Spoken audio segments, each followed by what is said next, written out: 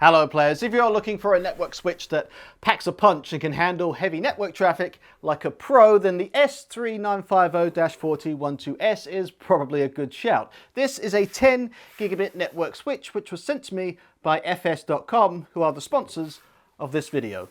The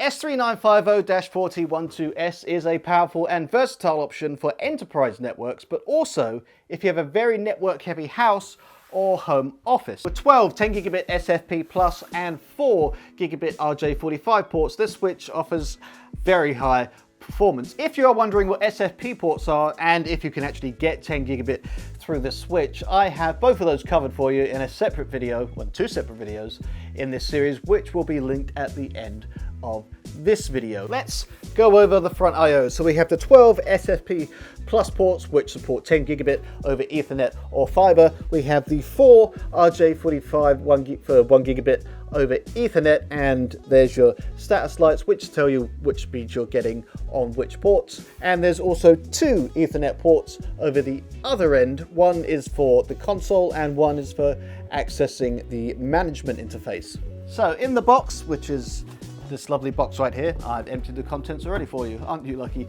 You get a quick start guide, a box full of accessories which includes a server bracket with screws and some tape, mounting tape in there. We get a RJ45 cable. We have got a serial cable with RJ45 on the end. We have got the earthing cable and something else in here. Of course, the power supply cable. It's not actually tape. I thought that was a bit weird.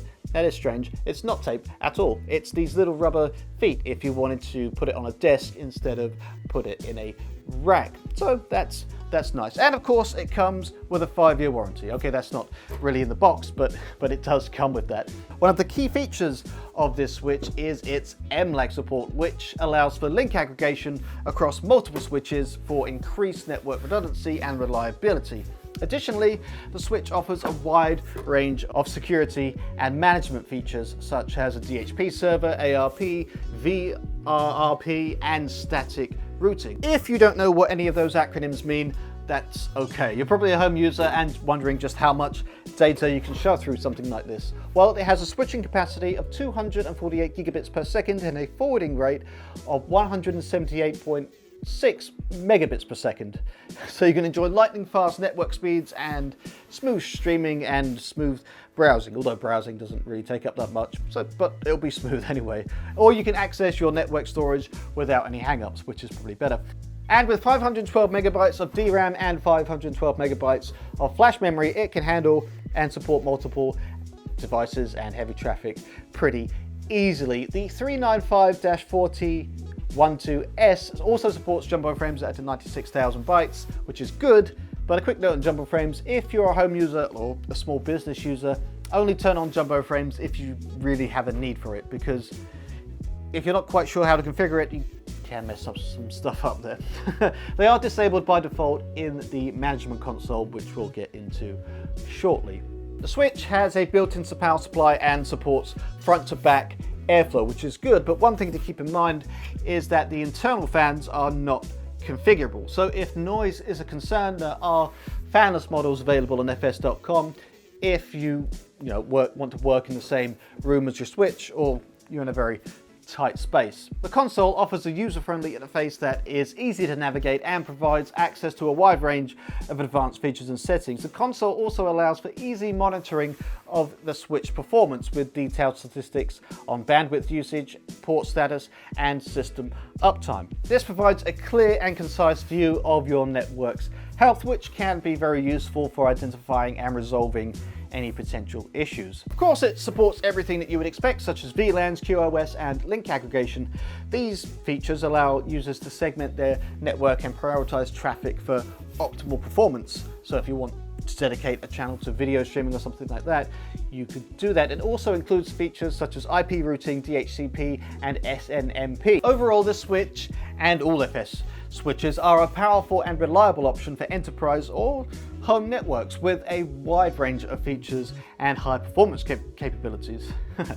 And with that 5-year warranty, it's a solid choice for anyone looking for a high quality switch. The management console makes it a breeze to configure and monitor your network, and the interface is really intuitive and user-friendly, so thumbs up for that.